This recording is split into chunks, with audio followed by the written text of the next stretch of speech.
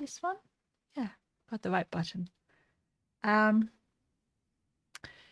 I'm a few minutes late. I had decided to play around with my background green screen image, and then in the end decided that I was going to stick with this one. So there you go. All right, let's get on with the news.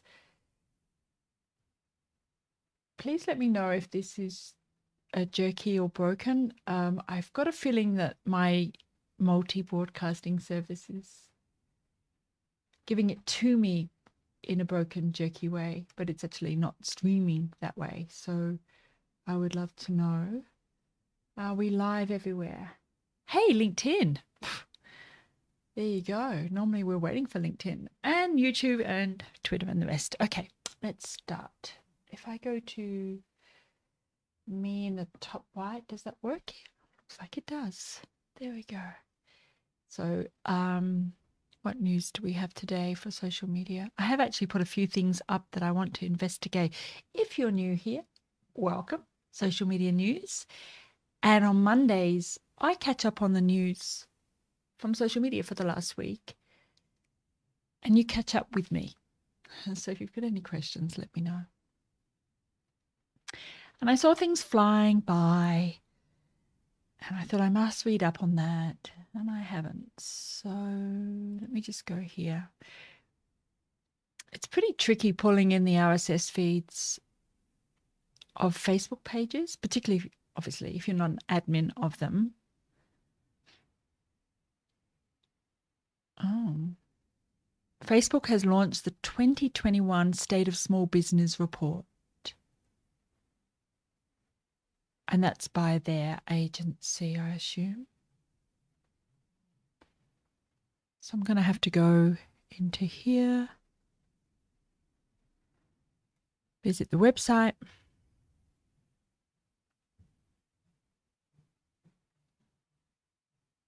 And let's go into the actual link. So it's from Sheryl Sandberg, Chief Operating Officer.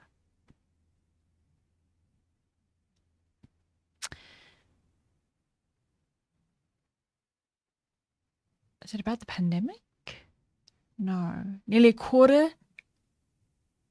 24% reported that their business were closed.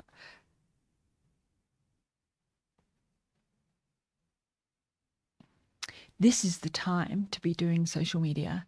You need to stay relevant to your community, supportive of your community, great content, great everything, so that when you come through it, you have a peak of people interested. A little bit like the museums that were closed, and one of them asked people at home to recreate photos or statues? No, photos, paintings, historical paintings they have in the, it was an art gallery, in the art gallery, and asked people to recreate them. And that's great because that means that when people can go to art galleries and museums again, the kids are like, can we go and see the painting that we recreated? All that kind of thing. Yep. All right. I'm going to have a read through this. It's not so much a social media thing. It's a small business report, but I like the look of it. I'll go in and have a look. Are you able to see my screen fully? Let me. Yeah, okay. So the next one, checking FPS, 30 FPS. Somebody asked me the other day why, and I had to go back and check, and it's because it's what YouTube recommended. And we don't have, I got rid of my softboxes, and I've got these little tiny but powerful Loom cubes that you can put in your top pocket. And if you're not running any like overhead lights, then you don't need to worry too much about 29 and 30s. And I don't know. I just do as I'm told. Let's keep moving here. So what else do we have? Nerf introduces its new chief TikTok officer. They chose Sophie Jameson because she has 1.8 million followers and asked Sophie to be the chief TikTok officer for 3 months. So we've seen these campaigns before. It reminds me of The Best Job in the World. Do you remember that one?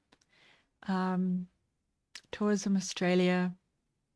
You get dumped on a remote island in the Great Barrier Reef for 12 months as a caretaker, and then you create content. Was it 12 months or 6 months or something? And that nice young man won it. I've met him a few times.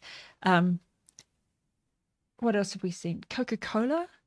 In the really early days, there was a fan page for Coke that had 1 million signups, which was phenomenal back then. So Coke brought in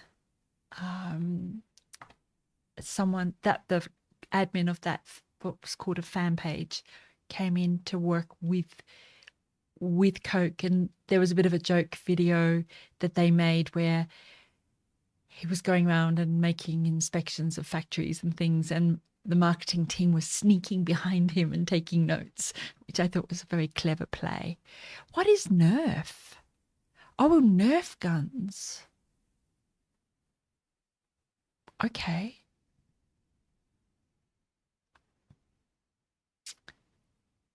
So what did they do? Sophie's a junior at university, so she's not a 12-year-old, and she's studying business management. I'm not saying Nerfers are 12-year-olds. I'm just saying there would be a vetting process here. Her Nerfers 101 account has tallied more than 1.8 million followers since debuting last year. That's a lot of people interested in Nerf guns. I like water pistols, but only if the other people don't know that I've got one. The minute they find their water pistols, I'm out of here.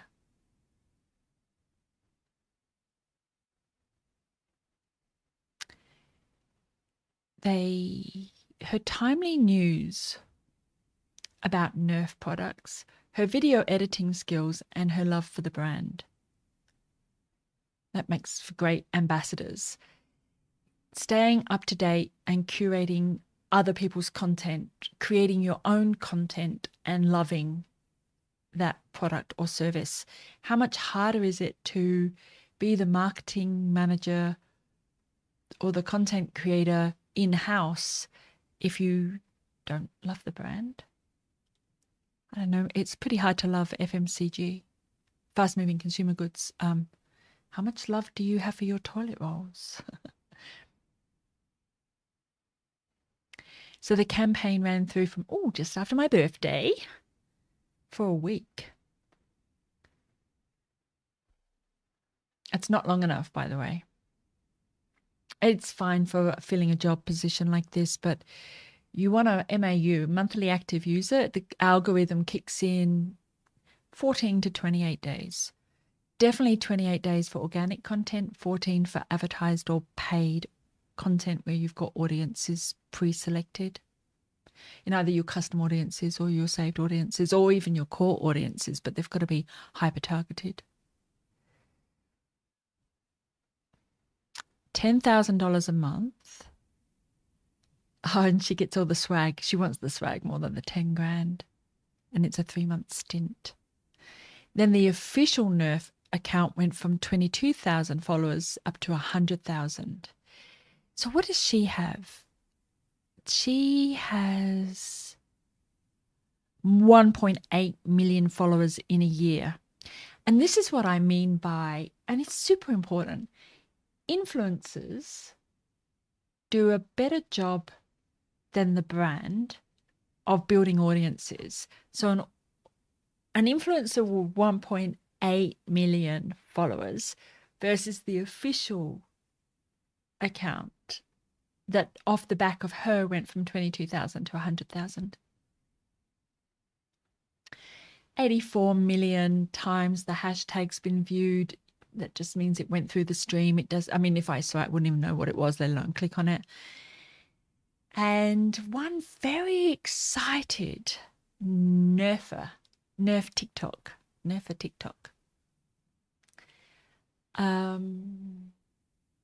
I need a haircut. I'm just putting it out there. I need a haircut. And I will get one. Yeah. Okay. So Facebook, you guys have kicked in. Or YouTube always tells me there's no one watching. And then when I go back and check later, there's all these spammy comments which don't show up in my comments area either. So I actually think that the API for live streaming is delayed with YouTube back to me. I don't get the comments. I don't get to see anything. And only once have I actually been able to block someone live. So it's just, I don't know if you've noticed, but Facebook's live stream is a bit bodgy. YouTube's live stream needs some work. LinkedIn's is absolutely shocking.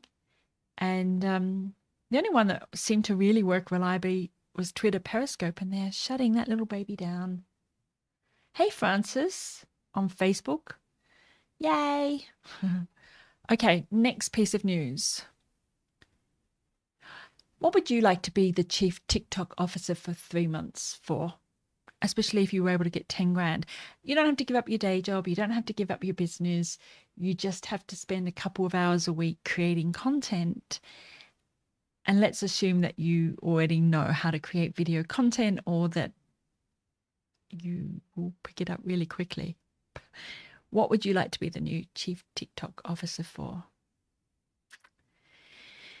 That's an interesting one, isn't it? I know that TikTok have, is it EduTalk or Talk Edu or Tick Edu? One of those, which is their education. It's not only a hashtag, it's a whole initiative. So I think I would get involved in that. Force people to learn something while they're doing dance videos and goofing around on TikTok. That sounds like a win to me. Okay, let's go back. Hey, Francis, if you've heard anything interesting going on in the social media world, feel free to put a link up, because I'm always happy to throw up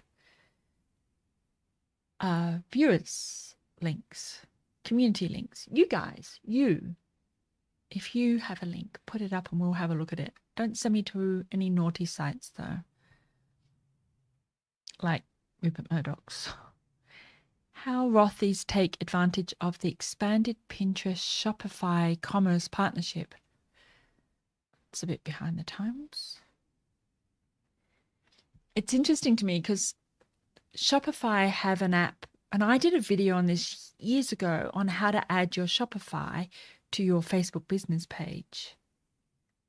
And now Facebook is moving away from those third-party apps and offering inbuilt shops like Instagram shops and Facebook shops, and you don't have to I want to see the purchasing not only complete online, but that Facebook gives us the escrow payment process. They give us the trustiness or the trustworthiness of that escrow payment process, refunds, like the PayPal security thing, although PayPal is moving away from all that now. And I think they'll eat eBay's lunch if they do localized sort of thing. All right, we'll have a look at that in a second, Francis. The app is now available in 27 countries, including Australia. So if you've got a Shopify shop, you can add it to Pinterest. Show me one. Show me one. Don't just do this. Oh, see, this is what I mean. Okay.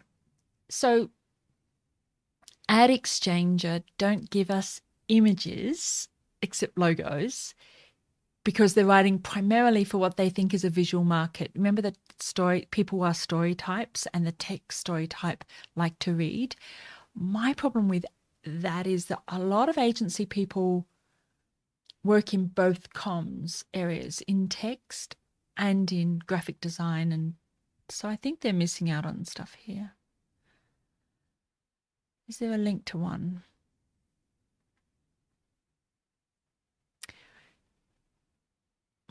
I'm just trying to see if so that's for pinners. 97% of searches on Pinterest are unbranded.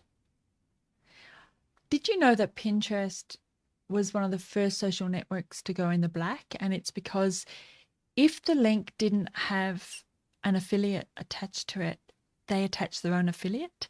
So if you mention that you like some music or you mentioned you like a book, bang, there's the Amazon affiliate for Pinterest added to the end of the link. Or here's the music Apple affiliate added to the link. I thought I'd already talked to MySpace about it years before, and I thought it was so interesting they went straight for that. And if people saw the book on Pinterest and read the review or whatever it is people were talking about, and then purchased, Pinterest got a clip of that sale. Such a critical part of revenue streams for social media. So why aren't they linking to them? All right, let's have a look at Pinterest Rothy. I better not have to sign in. I don't want to have to do that. Official.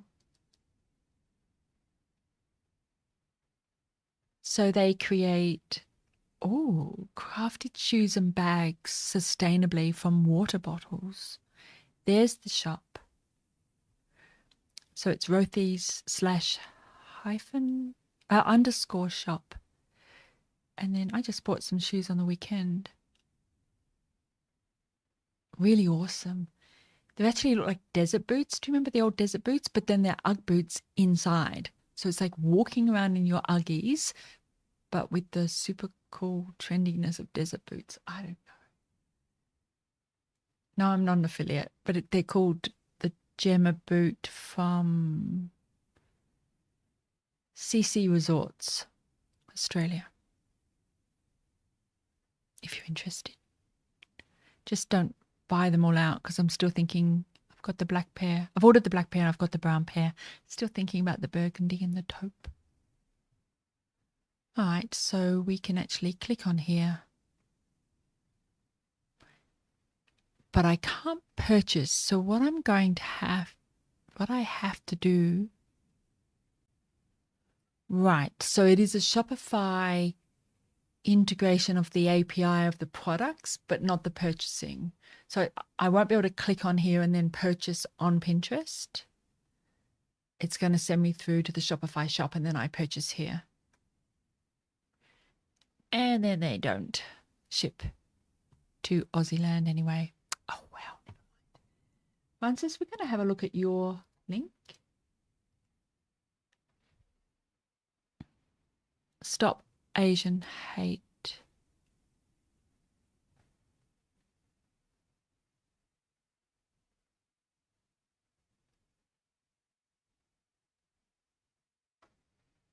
So what's happening here? A family attacked an Asian woman after their 12-year-old killed her cat. So the 12-year-old killed her cat. Charming. And then she obviously told him off. And they attacked her.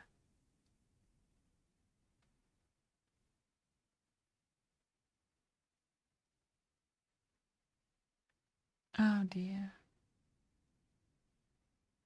Surprised by the number of incidents in Australia, UK and the US of this kind of thing? No. I remember working on the campaign about, or did I just write about it? No. I actually gave some advice. The overseas students were being bashed, and it was really causing issues for universities who were looking to bring international students to Australia. And the stories that came out of that were so sad. So sad. I spent 10 years living and working overseas. So I lived in Morocco and I was actually studying Arabic there, Fusha in Fez.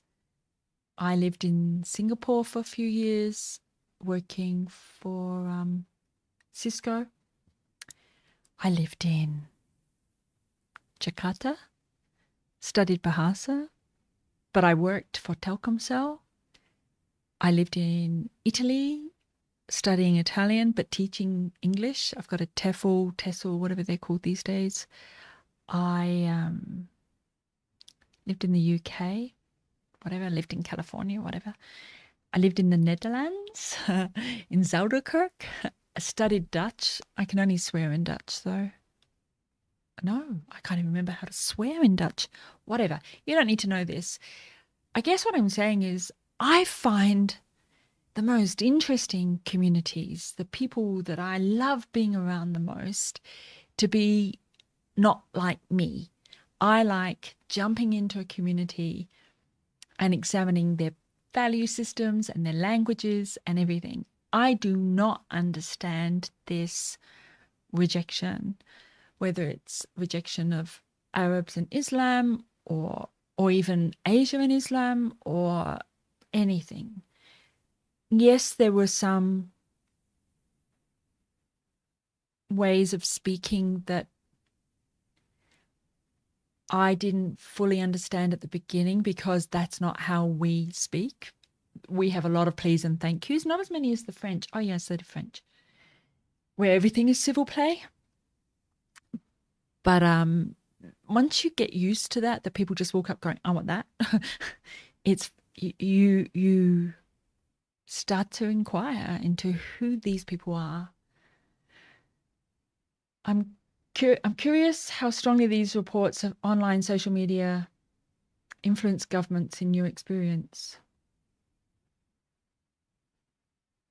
This government is not pro-Asia or pro-China. The recent US government was not pro-Asia or pro-China.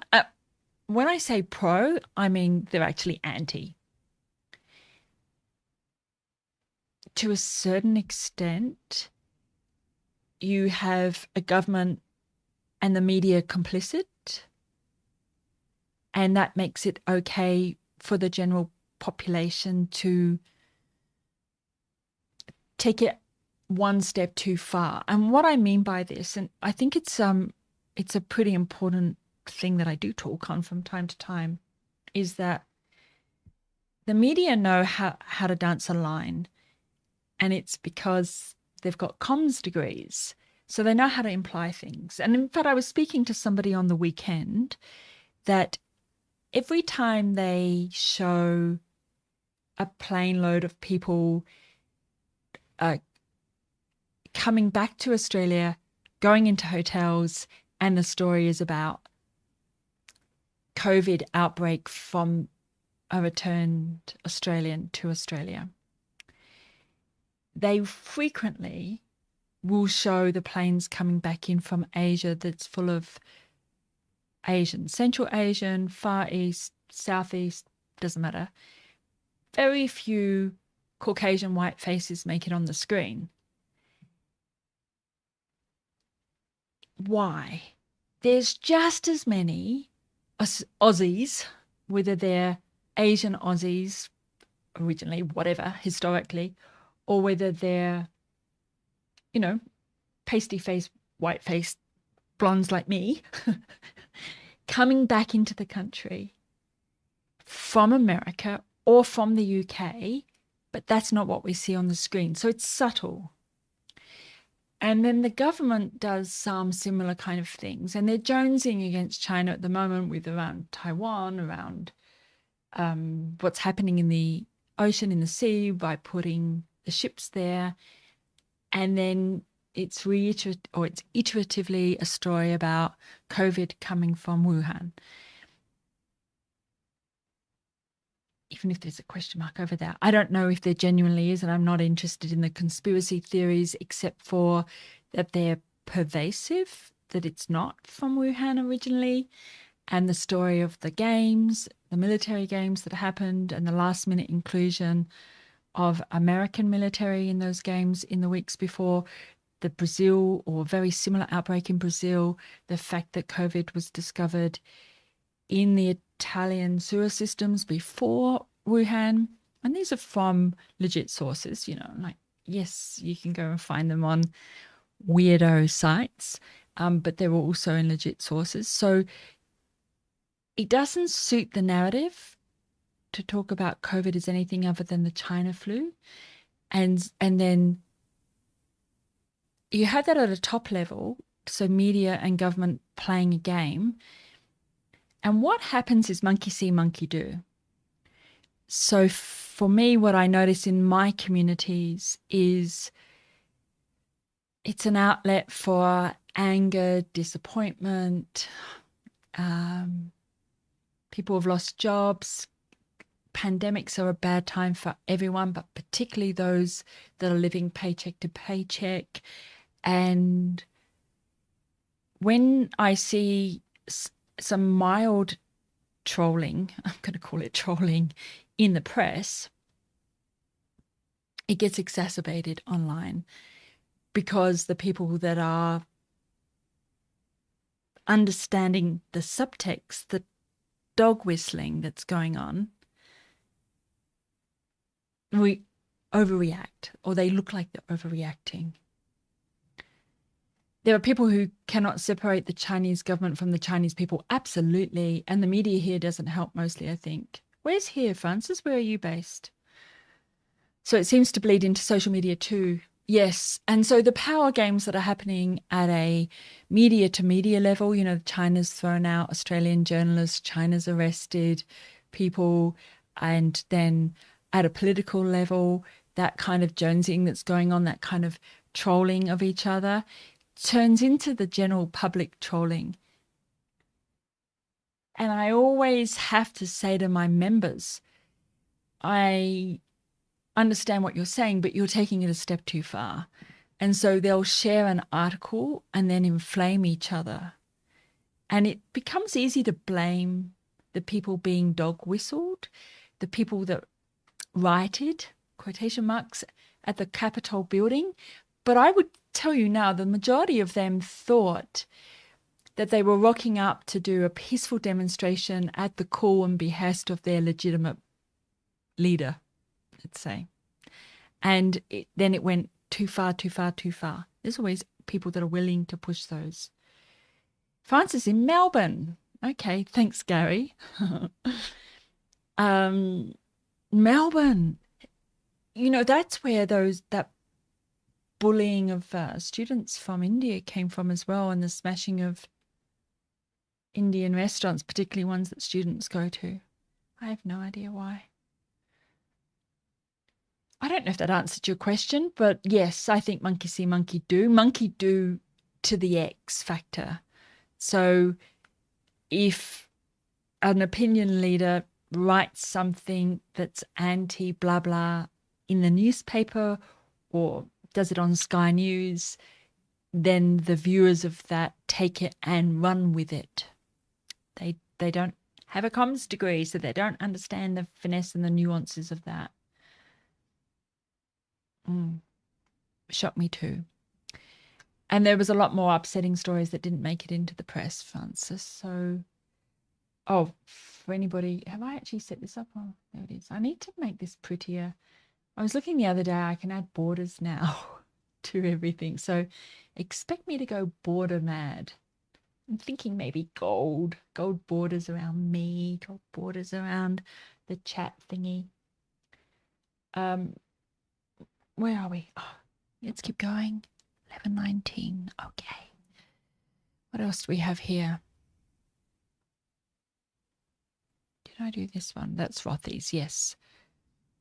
So I'm on the Facebook for Business. This is their blog. Used to be WordPress. Don't know if it still is. It looks a bit ugly, so I'm guessing they've moved it off onto their own framework. I might be wrong. It used to say down here WordPress VIP, which is WordPress's ISP. You know how we can tell?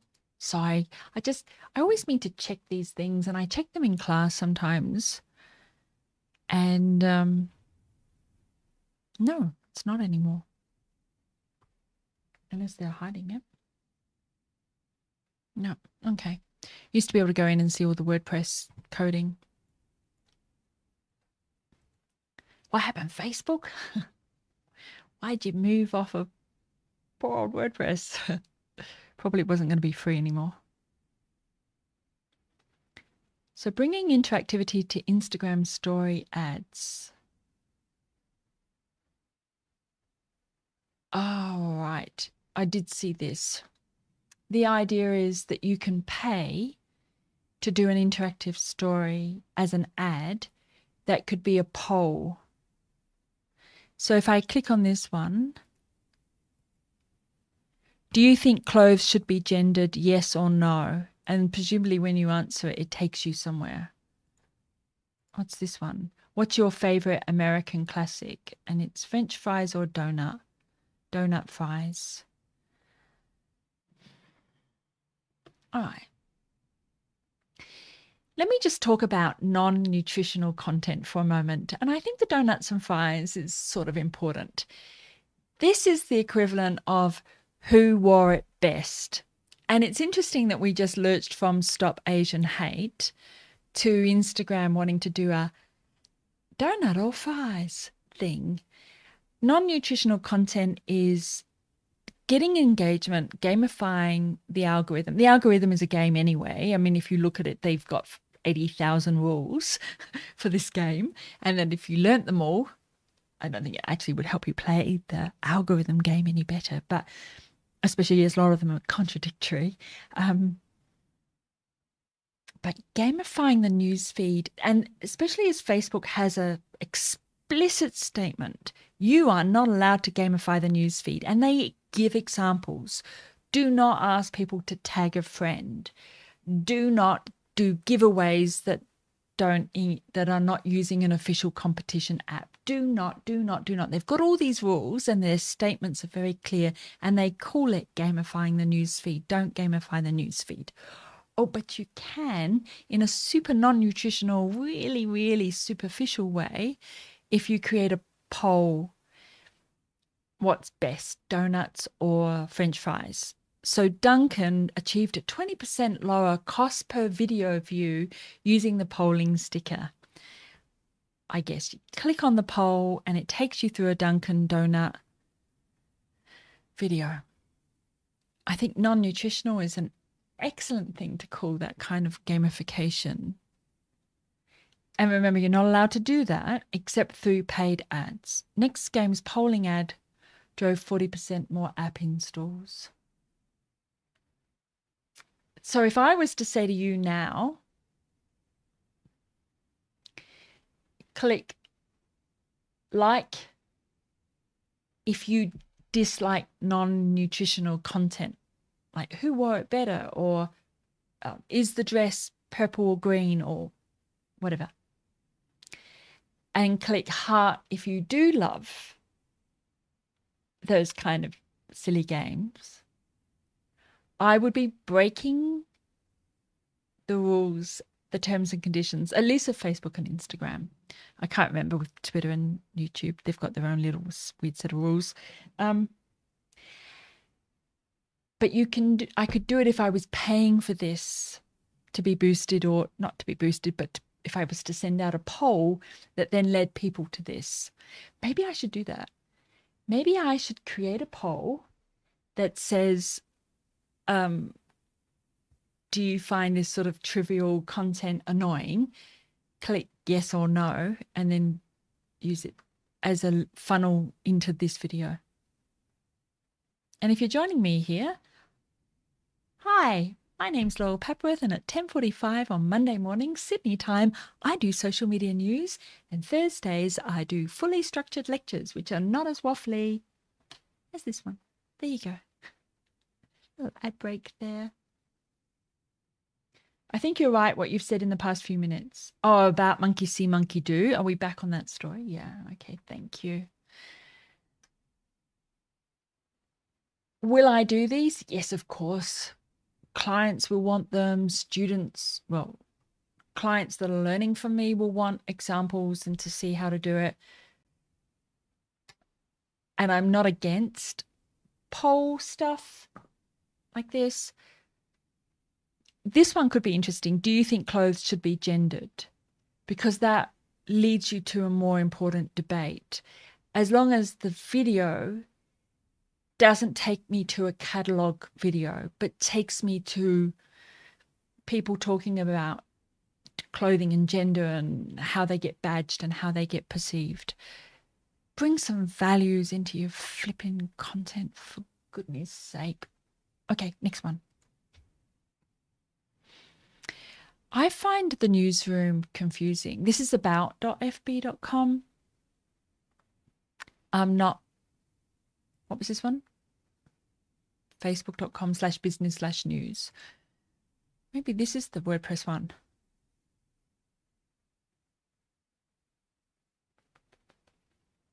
Is it?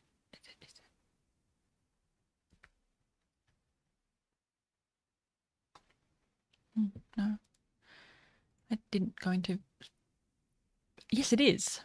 So this is still on WordPress. And so this would be hosted by WordPress VIP. So this is Facebook's official blog, and they're on WordPress.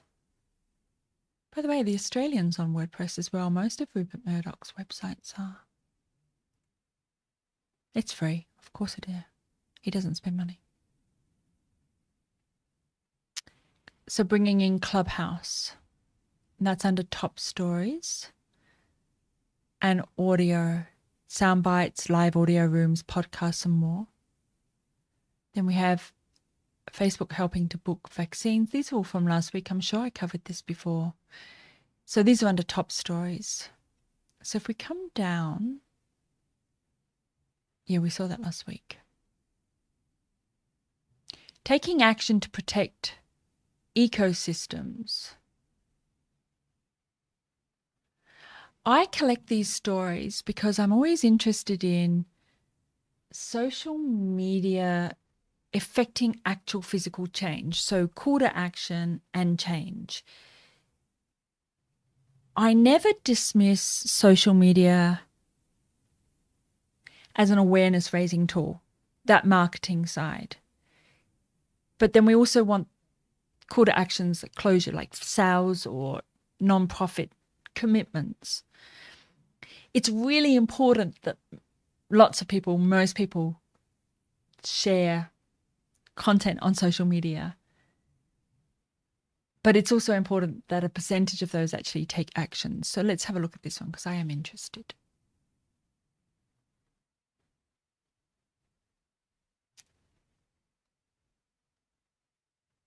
No RSS feed, is that right? Oh no, there is.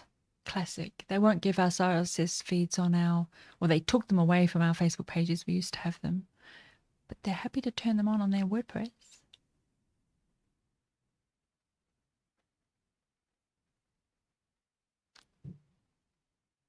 He started a group in 2014. They've collected and removed 681,594 pounds of trash. That's pretty good. They need to, they put this in they haven't got a category. They need a category called non-profit so that I can track just the non-profit stuff. Oh, here we go. Community voices in Facebook. That's annoying. Categorize your content properly, people, or answer to me. What else do we have here? Incorporate more feedback into the newsfeed ranking. So they're teaching the AI the next level.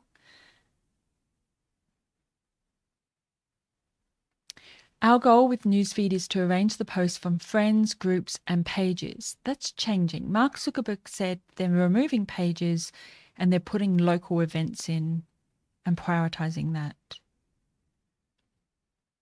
Our algorithm uses thousands of signals, 80,000 I think, to rank posts in the newsfeed, what gets in the newsfeed, what doesn't. I love this stuff, and I usually bookmark it because later on people will ask me, where'd you get that from? That's not what my friend's hairdressing social media expert said. Nothing a lot against social media experts that work with hairdressers. I'm just saying, back it up. Back it up. Find me the bookmarks. Show me the data research. Show me the patent. Show me the technology papers. Show me the analytics. Show me what you're talking about. I'm not against empirical evidence. There is stuff that I've seen too many times, no matter how much it's been denied. And I'm looking at you, shadow banning. Shadow banning is a thing, no matter how much they deny it. But in God we trust, all others bring data. In 2019, we introduced surveys to ask people, is this post worth your time? So this is interesting. I'm not a big fan of declarative statements. So if we ask people, do you watch television? They say, no, I don't have time. Do you shop online? No, I don't trust places that need my credit card online. Do you smoke? No, I never smoke. When you actually look at the data and they're sharing stuff on the Bachelor hashtag, if you were to ask them, they're like, no, it's just the Bachelor. That's the only show that I watch. And then if you ask them, hey, do you smoke? I thought you said you didn't smoke. And it's like, oh, only when I'm having a drink, I'm with friends, or I'm stressed. Hello, pandemic year. What was the other one? Do you... I don't know. Can't remember. But they always live their best selves in declarative surveys. What's more interesting to me is I think what they're doing is they're mapping the declaration against the behavior. So what Facebook has is behaviors. Did people play the video? Did they expand the photo? Did they share it? What did they say when they shared it? What was the sentiment ranking? What was the semantics? All of that stuff gives Facebook a much more involved, let me come back to me again, a much more involved idea about how you actually feel about the content, maybe even more than you realize. So you might say, I don't know, I hate ScoMo, Scott Morrison, our Prime Minister. I hate ScoMo. I'm not interested in anything about him. And then you continually share things, oh, what an idiot, blah, blah, blah. It means that in your mind, you're thinking, I don't like him, I don't engage. But in your behaviors, you're always posting those things. And so this one of the things that Facebook discovered is that people engage more with the things they disagree with. So you're less likely to find an echo chamber on Facebook than you are at the local pub and cafe, because Facebook's continually putting things in your feed that you may well disagree with, because you come back 5 times more often and you stay eight times as long, or is it the other way around? I don't know, it's on my blog. If you see something you disagree with, you've got to fix everybody on the internet. So when they're doing declarative surveys and asking people, is this post worth your time? And let's say it's a barely clad young lady, and it's entirely possible that the person will say, no, of course not. But they watched the video from beginning to end and then replayed it. We are always our best selves. Unless we've had a few drinks, and then we're our worst selves.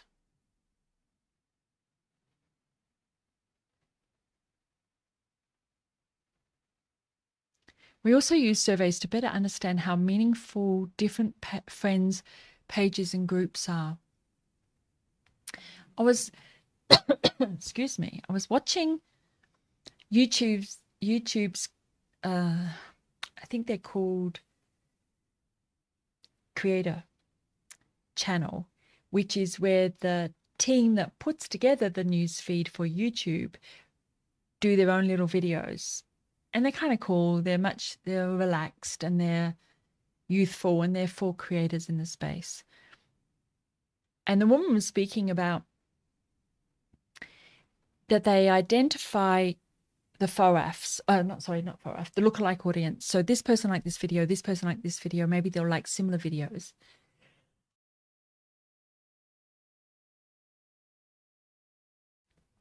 Oh, sorry, talking too long. I think that's a hint. I need to get off. We've still got a few minutes to go.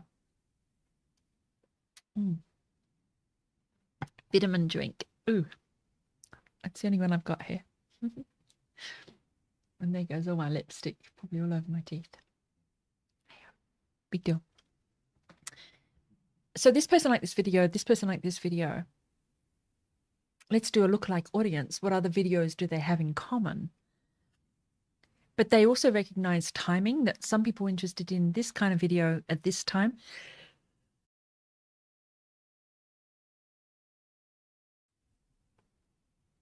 And then people like this video at this time. So if you work shift work, you might watch videos at different times than somebody who doesn't. It's so much better to use behavioral. I just think it's important.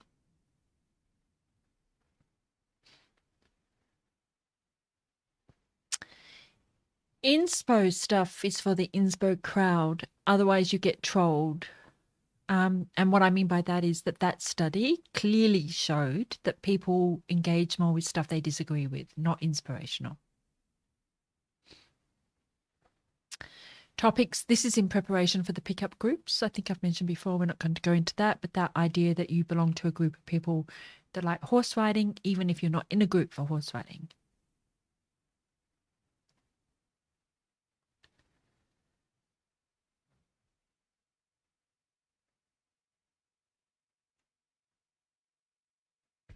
So they're modifying.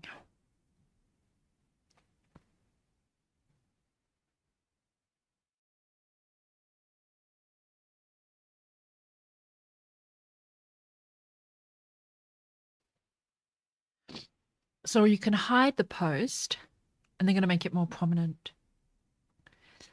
I think what they're doing is it went too far. It went too far up until the last election, after the last election, with everybody seeing stuff they disagreed with. Because, yes, it keeps you engaged until you just get fed up and you leave. Okay.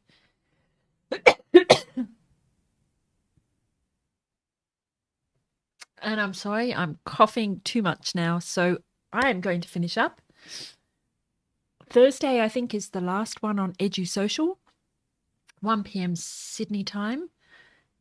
After that, I'm not sure which industry I'm doing. I've had one request for hospitality, another one for health. Health's a difficult one to do social media lectures on, but if you want a series of lectures, let me know what topic on. And I